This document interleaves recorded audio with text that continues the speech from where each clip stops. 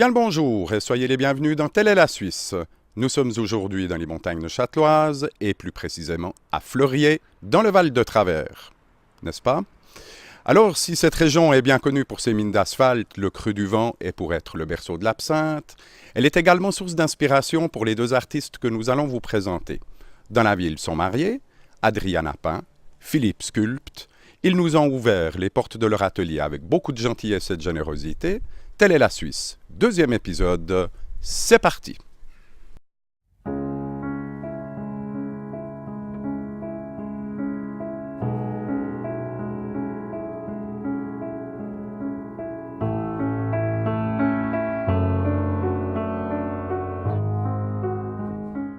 Adriana José est née à Buenos Aires, en Argentine. Arrivée en Suisse en 1987, elle travaille d'abord comme assistante de direction et aujourd'hui en tant que professeure de langue à temps partiel. Peintre de l'abstrait, Adriana travaille avec des techniques mixtes. Elle commence par élaborer un relief composé d'un collage de papier, de coquilles d'œufs ou de divers matériaux qu'elle trouve autour d'elle.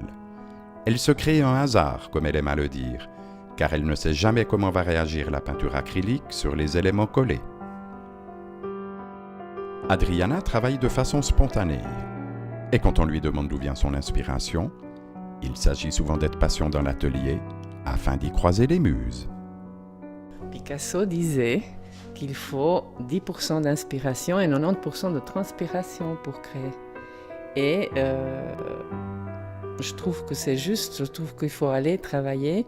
Et puis, à un moment donné, tu passes par un moment où tu sens que tu es en train de faire ce qu'il faut faire au moment qu'il faut le faire et tu es dans un moment juste.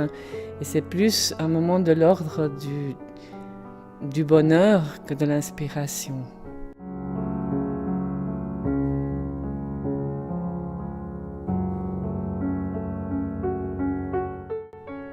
Ses peintures sont un harmonieux mélange de couleurs éclatantes et douces à la fois. Tantôt figuratives, elles restent le plus souvent abstraites, fruit de la spontanéité. Mais au fait, Adriana, y a-t-il un message derrière ces œuvres? Le message, il arrive quand quelqu'un regarde ce que j'ai fait. C'est pour ça que j'aime exposer aussi. Je pense que le tableau il est terminé au moment où il y a un spectateur qui ressent quelque chose par rapport à son parcours de vie à lui, à quelque chose qui lui appartient à lui. Et il y a un moment où les deux choses se retrouvent et le message il est différent pour chacun.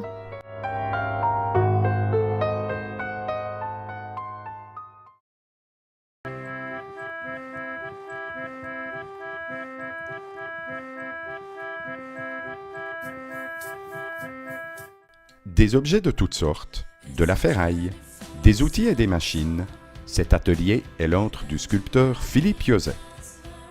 Ce maître du fer à souder recycle des déchets métalliques pour en faire des œuvres symboliques et engagées, où la sensibilité le dispute souvent à l'humour. Il y a une chose magnifique que j'adore et que j'ai beaucoup apprécié au début de ce travail de soudeur, c'est de voir fondre l'acier. Et de voir fondre le fer, de le voir devenir en fusion, de le voir revenir liquide, ça c'est quelque chose que je trouve qui est magique.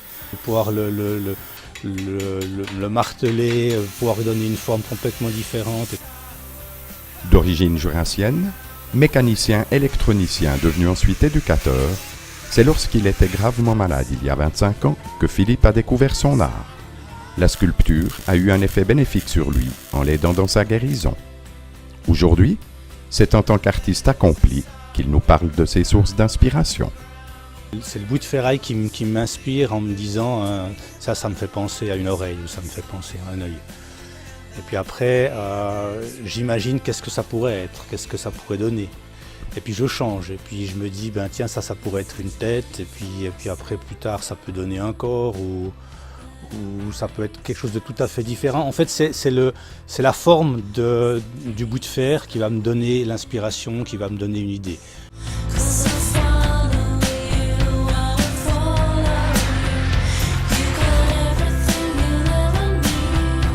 Je suis dans mon atelier, je suis dans ma bulle, le monde peut exploser de l'autre côté de la porte du garage, je ne suis pas concerné. et je peux bosser là des heures sur une pièce jusqu'à ce qu'elle soit finie.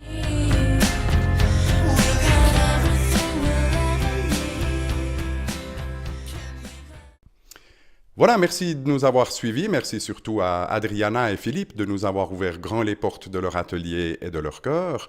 Si vous êtes intéressé à leur travail, vous pouvez rendre visite à leur site internet www.bleuchin.ch.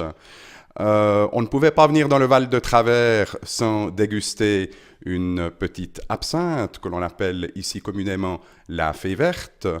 On vous donne rendez-vous mi-janvier pour de nouvelles aventures. D'ici là, passez d'excellentes fêtes, portez-vous bien et surtout, santé! Santé.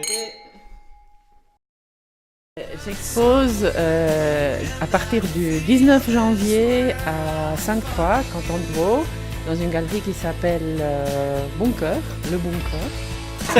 Ça fait un petit peu, c'est comme dans Retour vers le futur, là, le professeur.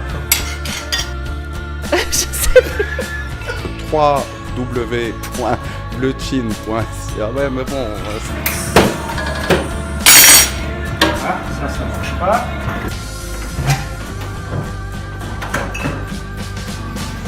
Encore un coup fumant.